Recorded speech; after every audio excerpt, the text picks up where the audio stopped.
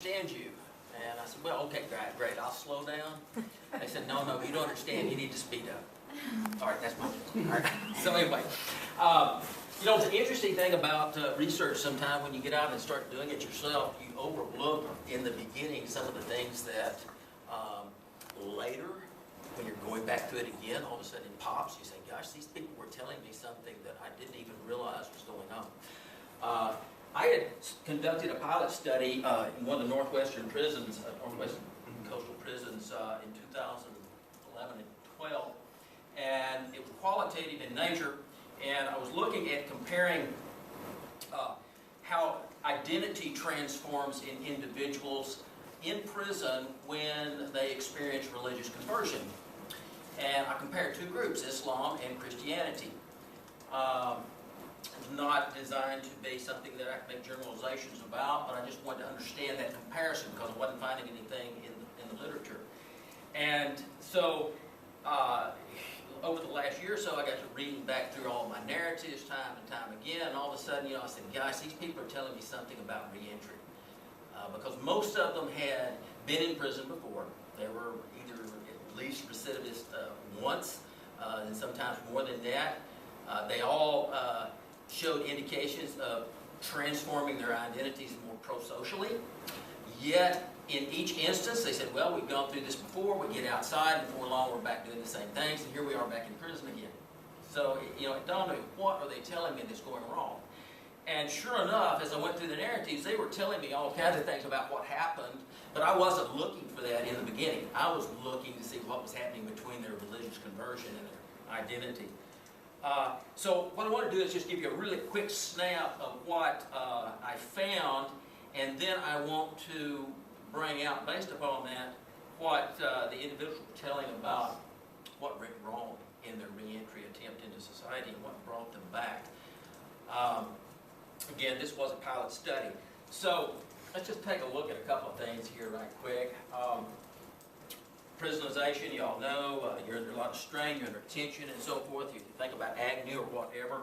Individuals must develop a desire to change before they're going to change. We can work with people, but if they don't have that desire, if we don't instill it, or that something not within their life comes along to make them want to change, they may not change. So I found in my narratives that there was two types of desire among those that wanted to change. Desire to change their circumstances, modify something about prison so that they could manage to continue to be themselves, or to actually change their identity, try to make themselves different so that they actually were doing what the system wanted them to do. And of course, in the prison, norm, we would call it our subnorms, right? But so if you're normative in prison, you're going to manage that life in prison according to that subculture. And often that involves going into the gang environment, following that as a means by which to adapt and to manage your prison environment. Among those people that talked about desire in their lives, they discussed things like personal relationships. These are all like codified names and so forth, but one or more chance before it's too late in my life, a point of no return, or bottoming out, wanting to know something about self, because you got to know self, you got to understand yourself, you got to love yourself before you can understand or love others. Finding structure in life. And what I did is when I went through all of these analyses and I looked at the individuals, now again, this was a qualitative piece. It was 22 inmates and 22 chaplains in the prison that I solicited deep narrative from, about 2-hour meetings with each one in which they shared their lives in open style. And you may be familiar with this typology. This is, of course, Merton. I kept the names that Merton uses as far as his forms of adaptation so that it would be simple for this presentation. Now, I'm working on some other names, but basically, of course, the individuals that want to accept the prison norms and get along in life, they follow the gangster file, okay? They are, of course, in prison. Is that it? Yeah. In prison, they are going to be the conforming to the prison way. the goals and the meaning of life. Individuality, identity is tied to self-power, how I can present myself. But then when we come to the adaptations, which in our free world we would say is going to be the deviant, there it becomes the normative. It becomes the normative route for which to adapt. They can reject, right? They can actually take on the goal of trying to find their own meaning in life and their identity, but they can reject the gangster lifestyle. They can put on as if they have received a change in their life. They may join their chaplaincy, they may go to educational programs, they may go to psychological programs, counseling and so forth. But we might expect that they haven't changed anything about themselves and they don't really have the desire to change self, it's just manage the system. So we might think these might be the ones that would move back out into society and resume their criminal lifestyle. The ritualist. Individuals that were weak in the narratives. Now, most of mine did not talk of themselves as being weak, but they told the stories about a lot of other people that were weak. They were the ones that could not handle prison. And they went along with the game because, hey, that's the only way I can go. That's the only way I can live, the only way I can survive. And then there was the retreatist. Retreatism had two forms. The lost ones, the ones that tried to commit suicide, or the ones that were told about that did commit suicide, the ones that go into the psychological analysis wing of the prison units. They're victimized, raped, etc. But then there are those that are motivated and seek change. And those were the ones that were at the heart of my initial study. We won't talk about these, but they were there also. This is the way it played out. Strain creates a desire. Change self, change something about structure. Here are the ones that were integral. Helpers. Helpers were chaplains. Helpers were other prisoners on the row house. There were volunteers that came in. They could have been in education. They could have been in religious services. They could have been in counseling, anger management, etc. They were all forms of helpers. But helpers required accountability. They motivated. They instilled duty and commitment. They taught. They inspired. They pressured. These are the types of concepts that emerged in the narrative time and time and time again through each of these individuals as they related their stories. And through that, then, they began to transform their identities. Okay? Now, what happens with these people that are transforming their lives in prison, in that environment? Well, they were telling me all these things about what was going on in their life.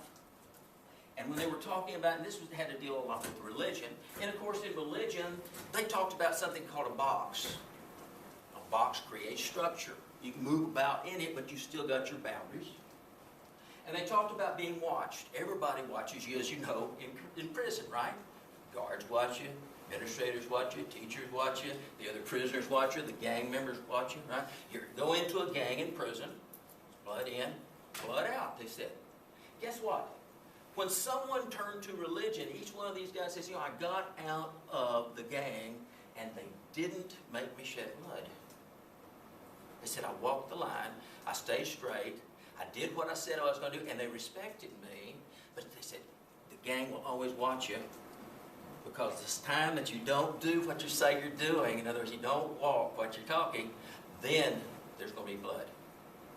So the gang in prison watched, but then also in the religious community. The ones that were in the community, in the religion with you, also watched.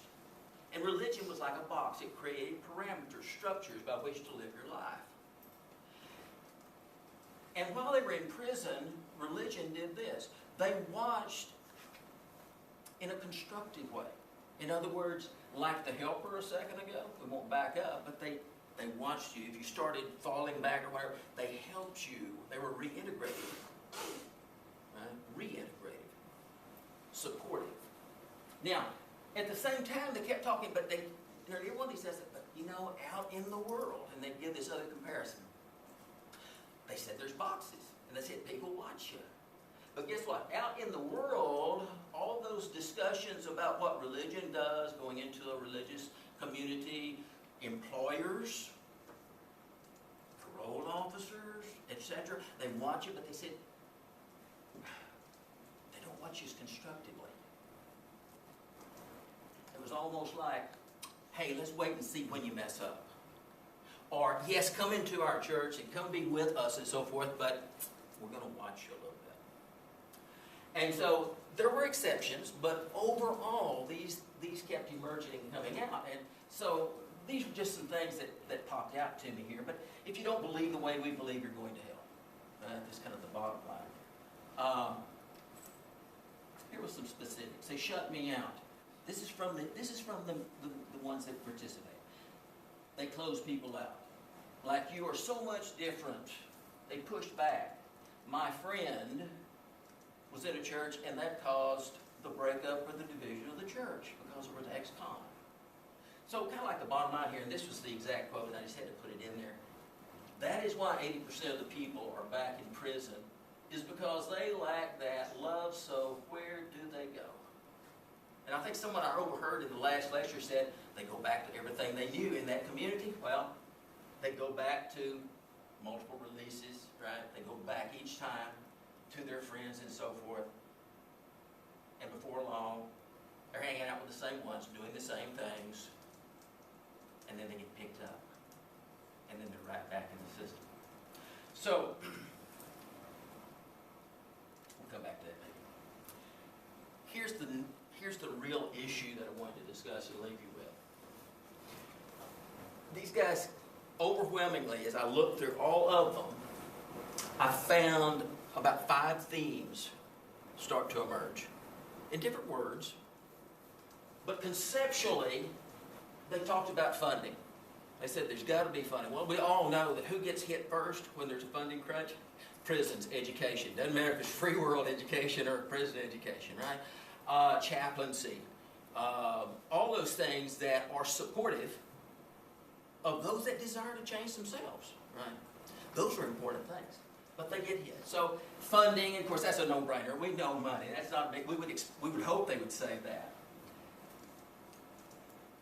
But they all said tying prison operations with free world operations. And you mentioned a while ago, Kathy, I think, whatever, getting those groups to come together, and it was because there was outside grant funding that said, hey, you've got to work together, right? So maybe that's an example of what they were saying. Number 2, greater volunteer efforts. Some of the, and again, this is mainly in religion, what I was looking into, but they needed helpers. Everybody talked about helpers. A helper is someone that instills that duty, that helps along, that ensures, that puts pressure on when they need pressures, that gives them a boot when they need a boot to get their life back in order. So a helper does a lot of things. But helpers are community volunteers, business, religious organization, law enforcement, community correctional, real estate, right? All those things we need when we go back into a community, when we haven't had our driver's license and education for a while, and we don't, we're lost on what this is maybe, We need all those things. We need that collaboration with those helpers to bridge between the outside and the inside. Create testing and watching environment. In other words, they needed those people over their shoulder. They don't need to just get to the door and be wished well, right? So to continue that helping environment in prison in terms of accountability, being held to commitment towards self and others, right? And of course, this being religion, and this was between Islam and Christianity, keeping God and Allah in control, right, is the way some of them put it. But the box needs to be there. They said they need that, but they need the type that they got in prison. They need that reintegrative box and watching, not the disintegrative, like we saw in some of their statements a while ago. And then number 5, some sort of an inclusive accountability tracking process. And that kind of brings me to where I'm at right now, because I'm working with the same group where I did this study in putting together 6 or 7 scaled questions that will allow, and they say they're willing to do that, is to give these tests early on when individuals come into prison and work with them as a cohort, so to speak, to test this out. And through volunteer services with outside groups, coordinated, see if they cannot get some sort of an accounting with individuals once they get back on the street. Because then, if we've got, say, a 1/3 recidivism in 3 years, right, which we know those numbers, if we can get less than that, then we know something's working. If it is the same, we know something's not working. But we've got, even telling you that you don't know what's going on sometimes is good. I mean, you can strike that off the list, maybe. Starting somewhere. So anyway, that's what I'm working on right now. So, hey, I'll leave it with you on that. But please, if anyone's interested in this, feel free to contact me. I would love to collaborate with somebody. Like I say, this was a pilot. This next one's going to be a pilot too, but I'd like to get it in a couple of different locations and then do some comparisons. So anyway, I'll leave it there then until we get through.